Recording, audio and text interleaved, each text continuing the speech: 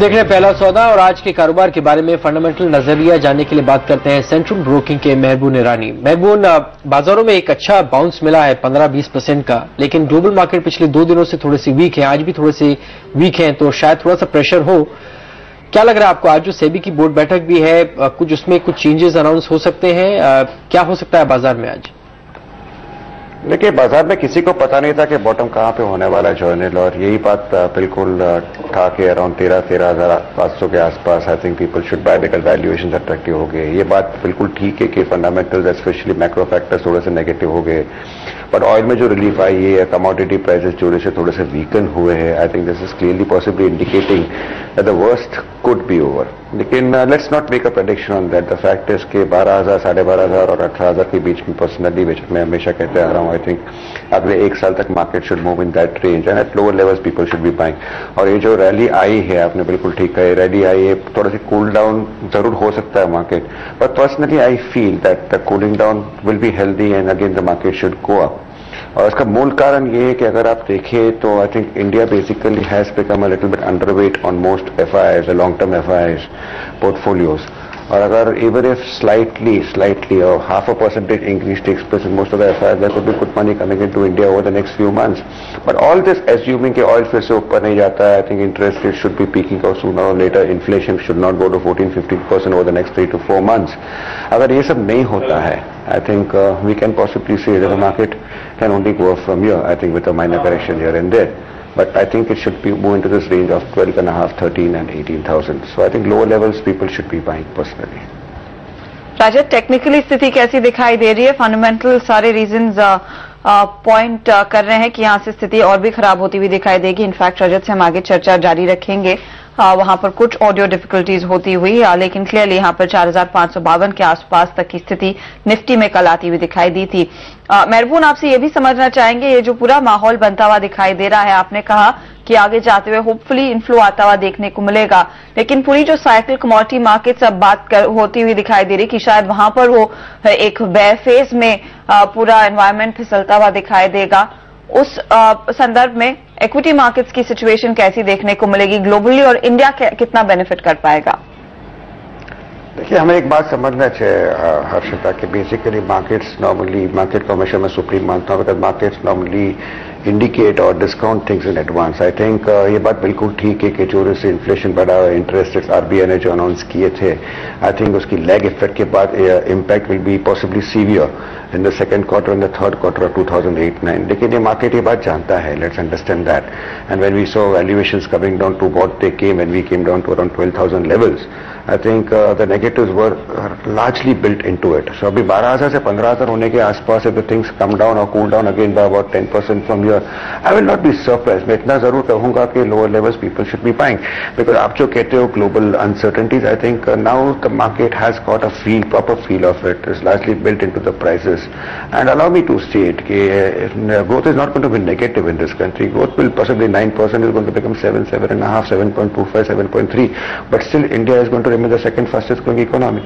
So sooner or later, like the most pessimist आदमी कहता है हर्षिता के, I think first quarter of 2009 interest rates should cool down, inflation should cool down. Even the pessimists are saying, I'm not saying what government people are saying because they are talking of 2-3 months पे सब कुछ should become better. But let us assume first quarter में भी पकड़ो आप, तो I think the fact is market possibly will start discounting it again in advance.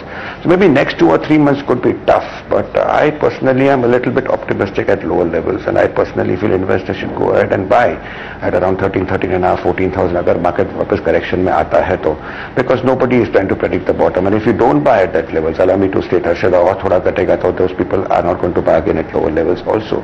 So ultimately somewhere along the line people also will understand that now the market is giving an opportunity to buy, and allow me to say जो जिसने 1 महीने पहले लिया था, I think they have made returns of over 20-25% at many frontline companies also. हमारे साथ रजत kboost.com के रजत bush भी मौजूद है। रजत, गुड मॉर्निंग। एक टेक्निकल चेक अगर आप दे दें, पिछली बार जब आपसे बात की थी आपने कहा था कि 4,600 4,700 तक एक रैली होगी और वही देखा हमने, लेकिन उस लेवल पे काफी रेजिस्टेंस मिल रहा है निफ्टी को। क्या लगता है आज कैसी ओपनिंग होगी और कहां तक जाएगा निफ्टी?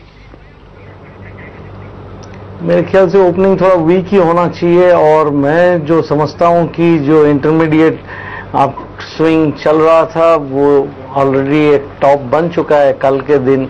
अभी जब तक कल का टॉप क्रॉस करके ऊपर नहीं जाता है, ये अप स्विंग ऊपर की तरफ और जाने का उम्मीद कम है।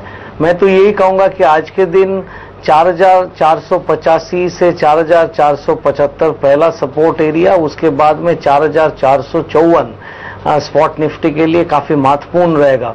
और मैं एक चीज यहां पे कहना चाहूंगा कि जिनको अभी पोजीशन हल्का करने का मन है, हल्का कर लेना चाहिए, क्योंकि मेरे ख्याल से this was a bear market rally and the bear market rally has in all probability come to an end. अभी फिर से डाउन स्विंग शुरू होने की संभावना है, तो इसीलिए अभी कुछ पोजीशन अगर लाइटन कर लेंगे तो बेहतर रहेगा।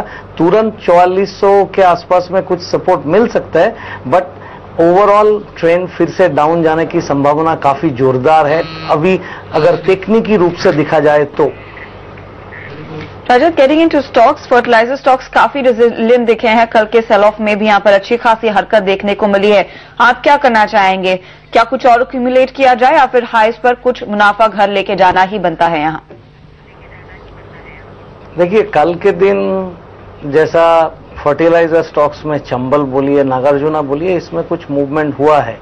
हम एक रिप्रेजेंटेटिव स्टॉक लेके डिस्कस करते हैं। चंबल फर्टिलाइजर, ये 85 के ऊपर में आज के दिन अगर सस्टेन करे तो ऊपर की तरफ और जाने की उम्मीद कर सकते हैं। अगर कोई कारण से ये 81 के नीचे फिर से चलने लगे तो इसमें फिर एक वीकनेस की संभावना पैदा हो जाएगा। तो मैं आपको यही कहूंगा कि fertiliser stock, Deccan Aviation, GMR Infra, ये सब स्टॉक में थोड़ी सी रैली मिलने से कुछ पोजीशन हल्का करने से बेहतर होगा। नीचे की तरफ में ये फर्टिलाइजर बोलिए, क्रॉप केमिकल बोलिए, इसमें फिर से इन्वेस्ट करने का संभावना, इन्वेस्ट करने का मौका मिल जाएगा। मेहबून, अगर एक क्विक कॉल आप दे दें, बैंक्स में आपको कौन सा पसंद आ रहा है, चाहे वो एसबीआई हो या आईसीआईसीआई बैंक? एसबीआई में जो 1200 में या 1100 में नहीं ले पाया, क्या उसको 1500 में लेना चाहिए, या आईसीआईसीआई बैंक जो 580 में नहीं ले पाया उसको 700 के ऊपर लेना चाहिए?